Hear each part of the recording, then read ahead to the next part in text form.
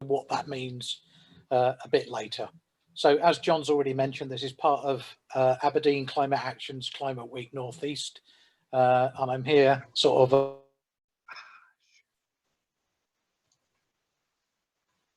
Sorry, Pete. Sorry, Pete. I think I've muted everybody. Yep. No, you're there. You're good. Can you hear me now? Yep, yeah, I've unmuted myself again. I'm nearly. Yep. Perfect. Yep. Thanks very much. So I'll just press on. So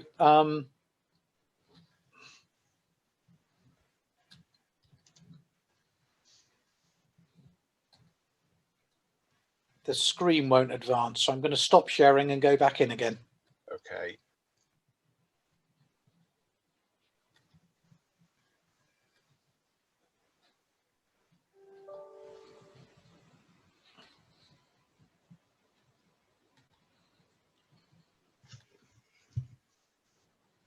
There we go.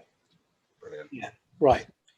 So what happens when you plant a tree? So as a tree grows, it fixes carbon dioxide through photosynthesis.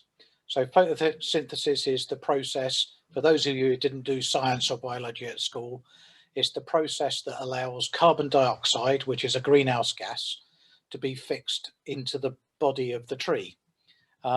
Photosynthesis is the green stuff in plants that allow photosynthesis to take place. And by removing that carbon dioxide from the atmosphere, it helps to prevent climate change, because that CO2 is a greenhouse gas. And when you lock it up in the body of the plant, in the plant tissue, then that removes it from the atmosphere, at least temporarily, and stops it causing all the problems that it causes through climate warming in the atmosphere. So some of that CO2 comes into the tree. Some of that is then immediately lost through respiration. So there's some carbon dioxide coming into the tree and some carbon dioxide being lost through the process of respiration. And we do the same. Animals, plants, when they respire, you lose CO2. So we breathe out CO2, carbon dioxide, and plants do the same. But some of that carbon that comes in through photosynthesis is not immediately released as respiration. And that's what you see when you see a plant or a tree growing. So all the tissue, all the biomass in the plant, and all the wood and the leaves in a tree is actually made up of carbon that's coming from the atmosphere. So it's not getting any of that biomass or any of that material from the soil. All of that living matter is coming from the atmosphere. So as a plant grows, as a tree grows, you're gradually getting more and more carbon being fixed from the atmosphere. Some of it's being lost as carbon, but some of it is being locked up in the tree, and that's the important part. So as well as having some in the tree, you also get some carbon moves into the soil. So as the roots sort of die and turn over and you get new roots, some of that carbon is stabilized in the soil as soil organic carbon. So you don't only get carbon in the above ground biomass, you get carbon in the roots and you get carbon in the soil. So some of that carbon is lost as carbon dioxide again through respiration in the soil. But some of that carbon in the plant debris accumulates as soil organic matter. So that's why planting trees is a good thing for climate change, because it locks up carbon dioxide that would otherwise be in the atmosphere as a greenhouse gas causing climate change. It locks that up in the soil plant system. So Mike's going to say a bit more later about planting the right tree in the right place for the right reasons. But this is just an example to show how it's really important to plant them in the right place. So when you plant a tree on a normal mineral soil, the sort of soils that we have in our gardens mostly and are used for agriculture, we gain carbon. However, when we put trees on deep peats, there is more carbon released from the peat as the peat dries out than is gained in the trees. So planting trees on peats should be avoided. This is a study that both Mike and I were involved in a little map shown over here on the right of the slide, and you can see that the blue areas are where planting native broadleaf trees would increase the soil carbon, and shown over here in the pink areas are where you would actually lose carbon by planting trees on these soils. So it's really important to put the trees in the right place and to avoid peatlands. The Scottish Government recently announced in its climate change plan update that it's going to increase the planting target in the future, rising to 15,000 hectares a year from 2024 to 25. So 15,000 hectares is really big. So we're talking, I'll show you in a moment, we're talking about 11 hectares that we're going to plant up, a very large field that we're aiming to purchase and to establish a community woodland. So we're talking about many, many times that all over the country every year. So it's really a quite difficult target and quite stringent target to reach. But this is the target that the Scottish Government has to plant up trees to tackle climate change. Just an example, so the sea change woodland is an area that we're just in the process of buying at the moment with a grant from the Scottish Land Fund.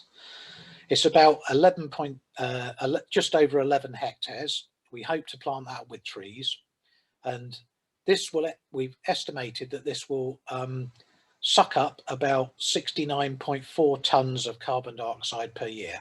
So planting up this 11 hectares will sequester or lock up nearly 70 tonnes of carbon dioxide every year as the trees grow. So this is equivalent, if you calculate it out, this is equivalent to over 9,000 return commuting car journeys between Colliston and Aberdeen. That's a return distance of 61 kilometres from here into Aberdeen. So assuming you work in Aberdeen, and assuming that we work 220 days because we're not working at weekends and we have holidays, that's equivalent to all the return commuting journeys for 46 cars each year. So just planting up this small area with trees would offset our emissions for 46 cars, their annual journeys commuting into Aberdeen every year. So obviously it's not going to offset all of the emissions from the village. Part of the aim of Sea Change, our community action group, is to become a net zero village, a net zero community before 2045, hopefully a long while before. And this is not going to get us there, but it's a step along the way, and it will help us, as well as reducing our emissions. This helps to offset some of our remaining emissions. So I've only talked about trees so far, but nature-based solutions have a really important role to play. So it's more than just planting trees. We can also protect, restore, manage and create various ecosystems and habitats. So for example, we could protect woodland and permanent grassland and peatlands, those that are existing, that are currently in relatively pristine condition. They store a lot of carbon. So by protecting those habitats, we protect that carbon from being lost into the atmosphere, and we keep it locked up in those ecosystems. Where our peatlands and forests and coastal and marine systems have been degraded, we can restore them. So first what we do is we protect the ones that are in good condition, and those that are in less good condition that have been degraded, we can restore them to their former glory, and that will help suck up some carbon, sequester some carbon, and that includes coastal systems as well as forests and as well as peatlands. We can better manage those that we're already managing. So for our agricultural lands and our managed woodlands, we can manage those better to increase the amount of carbon that's in the wood, in the timber and in the soils. And afforestation, what I've been talking about so far, it would be creating new woodland with native trees where there weren't previously trees available. So in this case, it's an arable field at the moment, which we are buying at the moment, and we intend to plant up with trees. Scotland's got a really big role to play in the UK because it's got very large areas. It's got a lot of forest area, and it's got a particularly large peatland area. So by 2030, all these nature-based solutions together in the UK could contribute between 75 and 123 megatons of carbon dioxide per year. So that's million tons of carbon dioxide per year.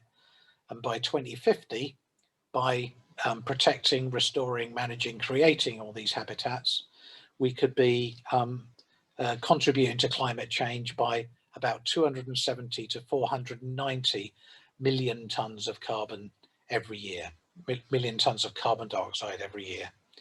So it shows there's a really big role to play for managing the land better, for afforestation, planting up woodland, for restoring our peatlands and restoring our degraded forests, and for better managing our agricultural lands.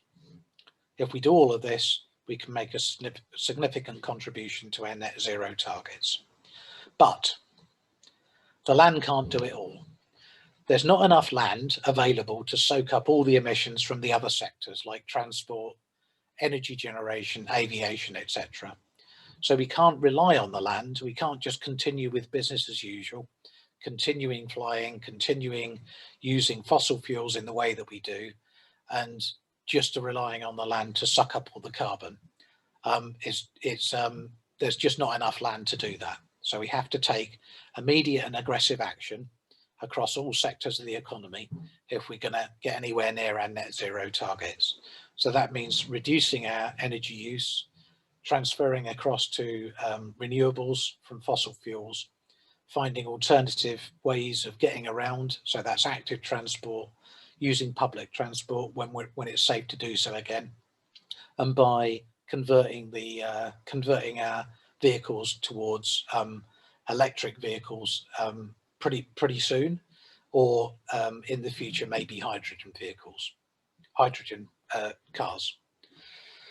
But not all land-based solutions are necessarily good for biodiversity, so we need to choose them and implement them carefully. For example, planting up an area with Sitka spruce. I'm sure Mike's going to talk more about this. It's great for producing timber, and it's great for producing in a production forestry context, but it's not so good for biodiversity in many contexts. It's not so rich as the native ecosystems. So it's a matter of the right tree in the right place. But Mike's going to be talking about that. But if implemented carefully, nature-based solutions, including tree planting, are good for biodiversity, they're good for people, and they're good for climate change adaptation and mitigation. So nature-based solutions are really a win-win option for tackling climate change and also providing a better environment that's better for people and better for nature. But the other thing we have to consider is that needs to be fair. So citizens, especially disadvantaged groups, and particularly farmers and land managers, have to be treated fairly when we're talking about nature-based solutions. So how can we help farmers and land managers to implement these nature-based solutions in a way that works for them? So I'll leave it there and I'll hand over to Mike, who'll give us a bit more information on the trees. Thanks for your attention.